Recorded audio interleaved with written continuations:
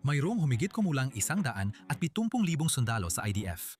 Halos 5% sa kanila ay mga lone soldier, mga kabataang lalaki at babae na naglalakbay papuntang Israel mula sa ibang bansa upang maglingkod sa IDF. Kaya ako ay talagang tubong Boston, Massachusetts. Alam mo, hindi ito nangyari ng biglaan. Malalim din ang connection ko sa Israel dahil sa pamilya ko.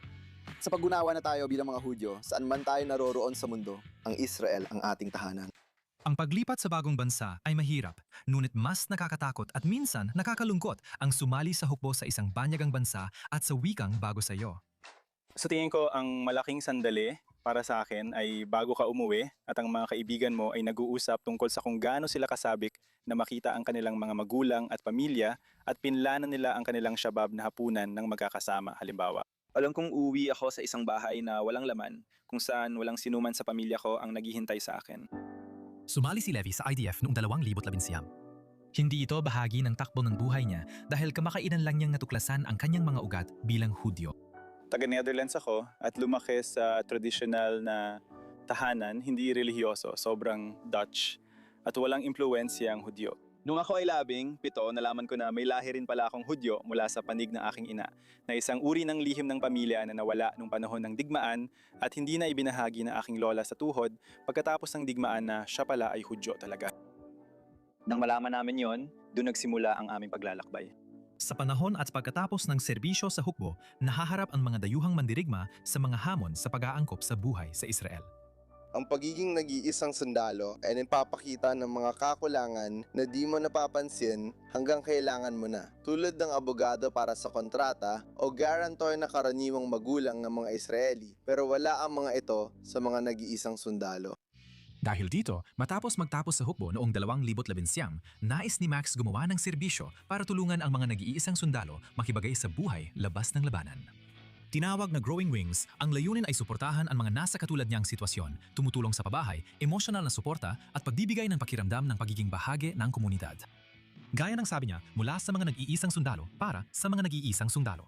Kaya ang parang nabuo namin dito ay isang sentro kung saan ang mga nag-iisang sundalo ay maaring lumapit sa amin at sabihin kung ano ang kanilang problema, kung ano ang pinagdadaanan nila. Iko-connecta ka namin sa tamang tao o organisasyon para matulungan ka sa problema mo at susubaybayan pa rin namin kung nakuha mo ang tulong na kailangan mo.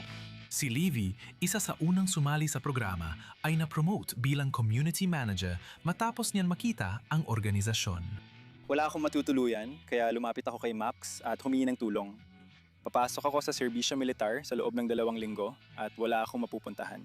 Pinatira niya ako sa apartment kasama ang ibang nag-iisang sundalo.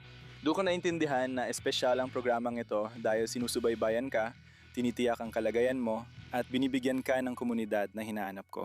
Kasama rin sa programa si Ariel Lublina, isang Brazilian naglingkod kasama ni Max. Siya ang tagapayo ng mga batang nag-iisang sundalo at tumutulong sa mga paglalakbay pang-edukasyon sa Poland. Napatay siya sa Gaza Strip noong Agosto ng nakaraang taon. Sa unang Memorial Day ng Israel para sa mga nag-iisang sundalo, na inayos kasama ang mga NGO tulad ng Growing Wings, nag-alay si Max ng korona ng bulaklak bilang pag-alala kay Ariel at sa libu-libong nag-iisang sundalong nagbuwis ng buhay para sa Israel.